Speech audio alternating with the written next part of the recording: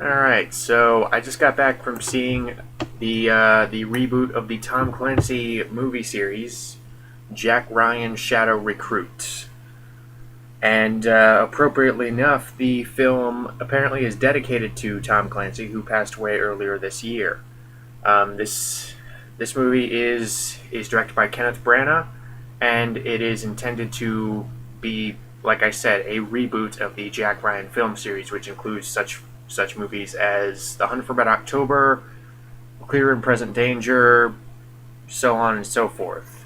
There aren't really a whole lot of Jack Ryan movies, but this one aims to basically bring it back, because after the one with Ben Affleck,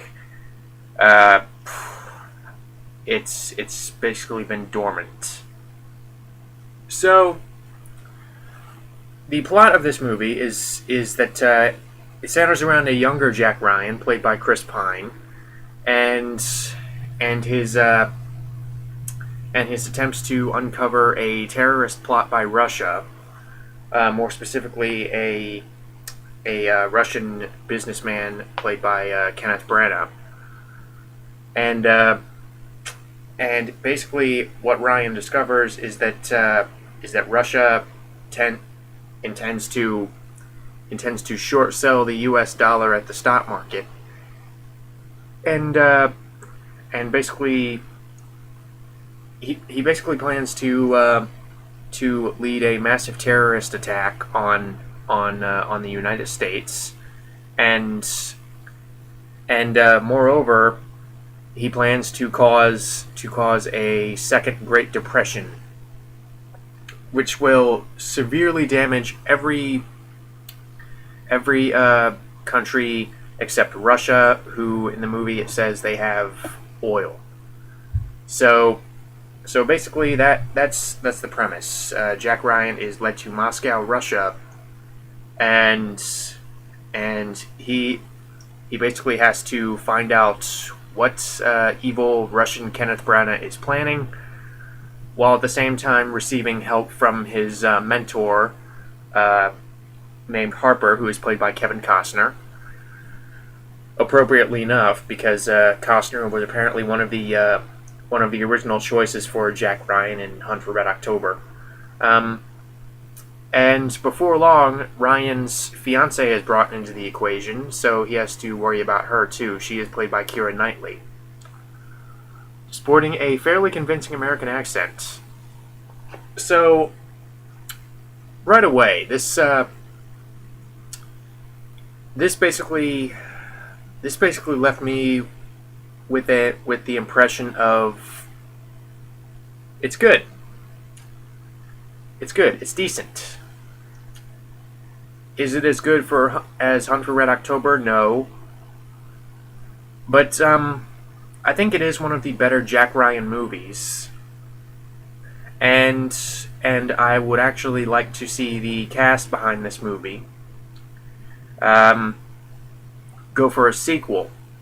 I mean, I do think, despite its very noticeable flaws, does have the potential to start to essentially reinvigorate the franchise. It's certainly been long enough since a Jack Ryan movie. But let's start with the acting. The Chris Pine, I really liked as Jack Ryan. I thought he fit the character very well. I thought he added nice everyman qualities to the character, while at the same time not really trying to replicate any of the previous actors who have played Jack Ryan, like Alec Baldwin, Harrison Ford, Ben Affleck. He's putting his own spin on it, and he's very likable in this movie. Same with Keira Knightley. She doesn't get much to do, unfortunately, but for someone who could have easily just been a boring wife character, like there seems to be in a lot of action movies, she actually brings a lot of humanity. She brings personality. She brings a certain spark to it, and let me just say that it's very refreshing to see Keira Knightley not in a period drama. I mean, it's about time. I would say that she's unfortunately typecast, but those are movies that she is choosing to do. So, so I can't really say that she. I honestly can't really say that she is forced into doing period dramas because she supposedly enjoys doing them. So I can't really fault her on that. But it is nice to see her branch out. Really, she hasn't really been in anything major in terms of popcorn entertainment since Pirates of the Caribbean. So, so she's very likable. She's very good in this movie, and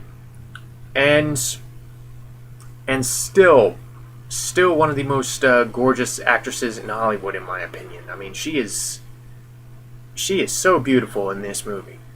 I don't mean to sound like I'm crushing on Keira Knightley or anything, but but it's man, it's when she smiles in this movie, she just lights up the screen. When and it helps that she has very believable chemistry with Chris Pine. Um, let's see what else. What else did I like about this movie? Kevin Costner. Kevin Costner is very good as this mentor figure. He plays a hardened military man who becomes Jack Ryan's contact in Moscow, and he's very good. He lends a lot of gravitas to his scenes. He's very active in the plot. I mean, it's not really a cameo like this. It's not really an extended cameo like this role could have been. I mean, he is a very active character in the story, and what helps that again is his good performance. I mean, he lends gravitas. He he lends a very paternal aura to his scenes, while at the same time he's not all lovey mushy with Chris Pine, because you do get the sense that this guy has been around a bit. He has seen some stuff. So he's very good. And finally, Kenneth Branagh is all right as the villain. And the best way I can describe his performance, he's basically playing a more subdued and more composed version of Gary Oldman's character from Air Force One. Um, I mean, he actually lends more. He actually tries to lend more dimension to this type of to this type of to this character than this type of character is often imbued with. Like I'm saying with all the other characters, this could have easily just been a stock evil foreign bad guy, nameless foreign bad guy. But A, in casting Kenneth Branagh, and B, in having him give a to be honest, a pretty menacing performance. It actually does make him more memorable than I thought his character was going to be, because he did have a plan. He had a very elaborate way of executing it, and he did have flaws. I mean, he was not this he was not this very stock perfect bad guy who always has every move planned out, because he does make mistakes, and you do buy it when he makes mistakes, and they actually give him a somewhat of a decent motivation for what he's doing. I'm not going to spoil it, but it's something to do with his health. So he's pretty good. There were really no bad performances in this movie. The acting is pretty good all around. And I did enjoy some of the cameos, because Peter Anderson. I mean, I don't really want to call them cameos so much as bit parts. But the fact that they cast talented actors in these bit parts helps. Because Peter Anderson shows up at one point, David Paymer shows up at one point. So you have talented actors like these, who actually that's really one of the most most encompassing things I can say about this movie is that even though the script is not as good as something like Casino Royale or Hunt for Red October, the actors elevate the script, and honestly, if the script was put into lesser hands, then this could have easily just been a very mediocre movie. This could have easily just been a very lackluster action flick, but you remember it in large part due to the performances. But with that said, the script does have problems. This is a very plot-driven movie. I mean, always at the forefront is the plot, and one of the things that I felt that this movie was somewhat lacking in comparison to something like Hunt for Red October is the very human aspect of it. Because Hunt for Red October is just oozing with great character moments and a lot of very human, fallible human moments. And I really think this one needed one more rewrite to really imbue some more humanity into this story, because this is about I don't know, 70% plot and 30 to 35% emotion and character interaction. I think it should have been a little more evenly balanced, and that's really the biggest plot problem with this movie. But it doesn't ruin the movie, because there are some pretty strong character moments. You do like these characters, in large part due to the performances, and also I don't want to take away too much credit from the writing, because I do like David Koepp as a writer. So he does write some very likable characters. But the problem is, we don't really spend as much time getting to know them as I would have liked, because this movie just seems so preoccupied with conveying this big grand plan to cause the Second Great Depression, and it seems just so preoccupied with that that it actually at some points just kind of forgets to add the human element. I mean, it just forgets to add some really genuine reactions, some genuine moments. Because I'll give you an example. You see this in the trailer, and even if you haven't seen this in the trailer, you can probably predict that this moment would show up in the movie. Eventually, Keira Knightley's character comes to Moscow to surprise Jack, and she figures out that he is a CIA agent. He has been lying behind her back for, I think they say, 3 years. And it's this very sweet moment. She hugs him. She's like, "I thought you were having an affair." And then it cuts to Kenneth Branagh. I think, I'm trying to remember. It cuts to Kenneth Branagh doing something with the story, and then about 3 minutes later, it cuts back, and all of a sudden, Chris Pine, Keira Knightley, and Kevin Costner are going over the plan as to what they're going to do to pull off this corporate espionage. So I was a little jarred by that. I was saying to myself, did we miss a scene?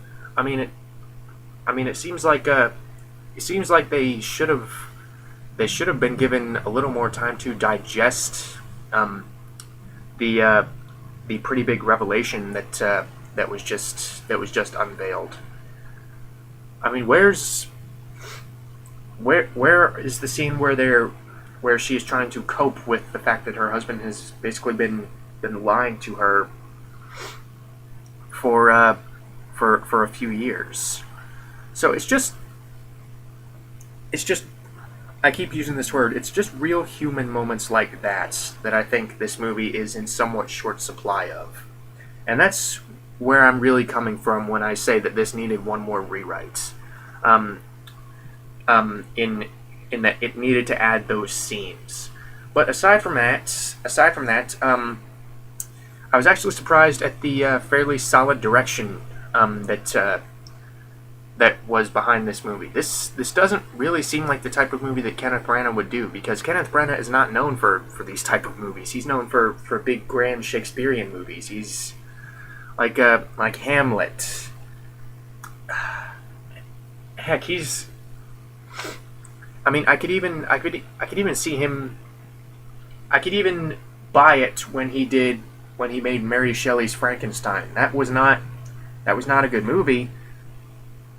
But I could see why Kenneth Branagh. It made sense when I saw Kenneth Branagh's name up at the top. It made a little sense why it made kind of some sense why I saw his name up at the top of Thor, because Thor, more than a lot of the other Marvel superheroes, can be very Shakespearean or operatic in nature, which is probably why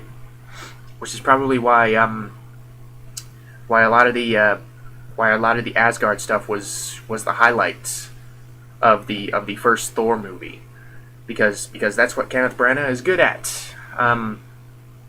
I mean, the Earth stuff, he just seemed really out of his element, and that's actually something I will give credit to this movie for, because at least that I can remember, there are no Dutch angles, and that was really one of the most recurring problems in Thor. I felt was the constant Dutch angles. I mean, to the levels of Battlefield Earth or Batman and Robin, because basically what I felt was, for Asgard, it worked. I mean, just the setting, the very majestic setting, the elaborate palaces, the huge ornate sets. I thought the Dutch angles worked. But for the stuff in New Mexico, I just felt that the Dutch angles were very out of place. So thankfully there are no Dutch angles here.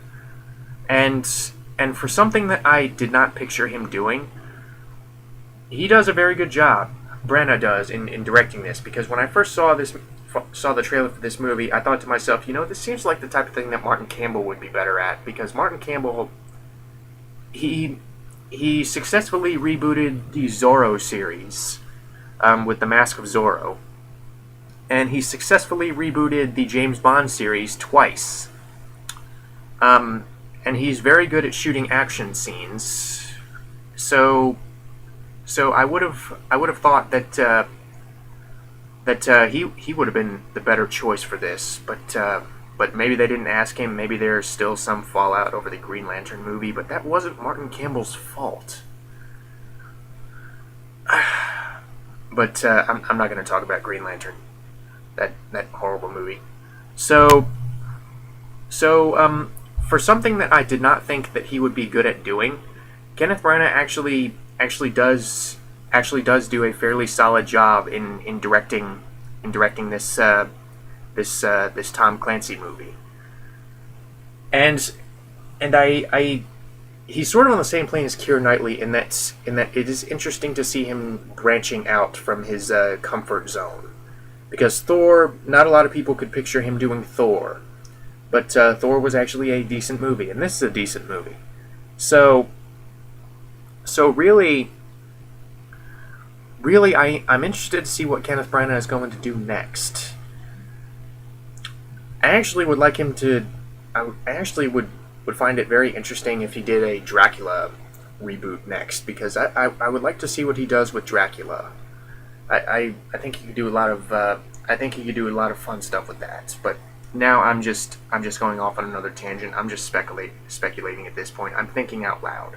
So back to Jack Ryan. Okay, so the action scenes for the most part are shot very well, and you can tell what's going on. They're shot with a certain flair. They're very exhilarating to watch. They are not shot in a dull fashion at all. But I mean, they're not shot like Ender's Game. But the thing is, the last car chase is shot in such an in your face shaky cam style that I actually found it kind of hard to tell what was going on. It's not quite to the level of Hunger Games, and neither are the close-ups because there are plenty of close-ups in this movie. The camera is fairly mobile in several scenes, in several packed conversation scenes where multiple characters are interacting with each other, trying to convey the plot. The camera is pretty mobile in those scenes, and it does indulge in a lot of close-ups. But I was never that bothered with it. It was noticeable, but I was never that bothered by it. I mean, with Hunger Games, these problems, I was continuously bothered and irritated by these gimmicks. But here, I think they're handled better, and that could have something to do with the fact that the acting is better here than in Hunger Games, at least in my opinion. But yeah, really the biggest problem with this movie is the script. In that it doesn't really allow for as much humanity as I would have liked. But with that said, there are plenty of high points to the script. Like I said, the character interactions that are there do feel very genuine. They do feel very charming. The characters, you do like these characters. I think it does get Jack Ryan right, at least in the early years of the character. And one moment that I really like, or it's not just a moment, it's actually a few scenes where after Jack Ryan kills someone for the first time, I mean this guy is sent to kill him, and he ends up killing this would-be assassin. And afterwards, he is very visibly shaken up about it. He cannot believe that he just did that.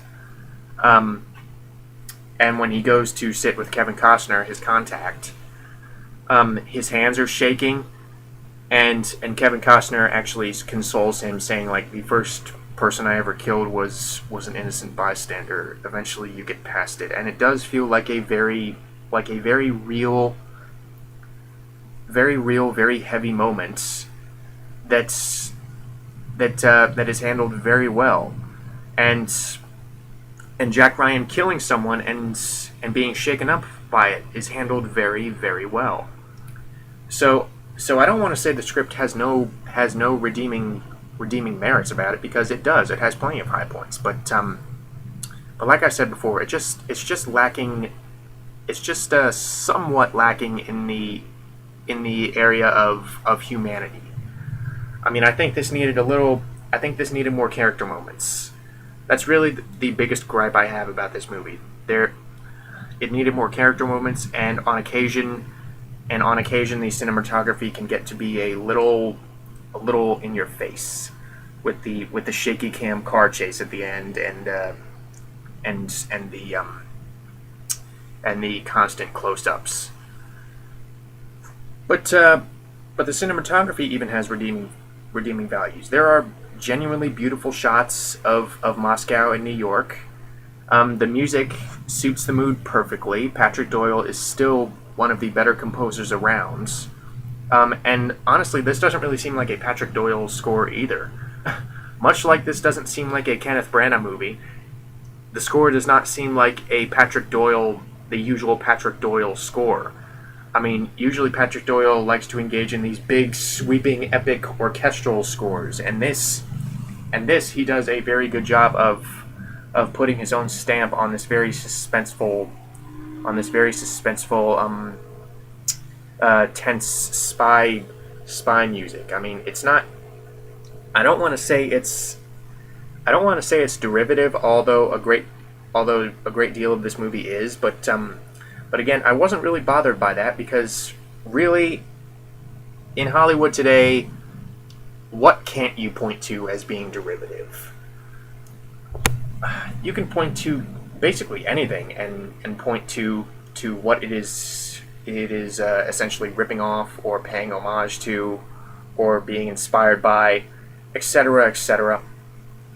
So, so in saying this movie is derivative, I don't want to say that. I don't want to say that in a negative sense.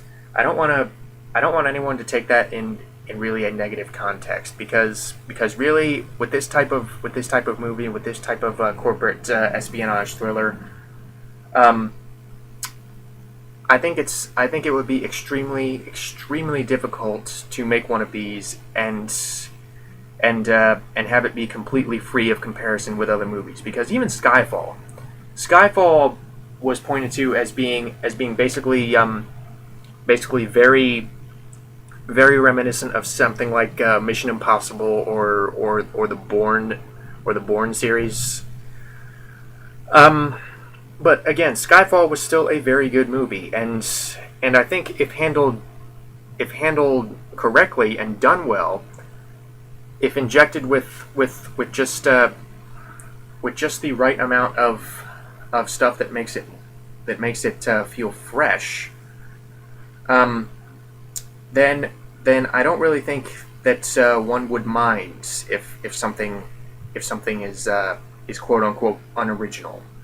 And really, what I'm getting at is I do think that this does contain enough of an identity of its own, not just to stand out among the Jack Ryan movies, but to stand out among spy thrillers. I don't really think I am glad I saw it. I don't regret paying money to see this.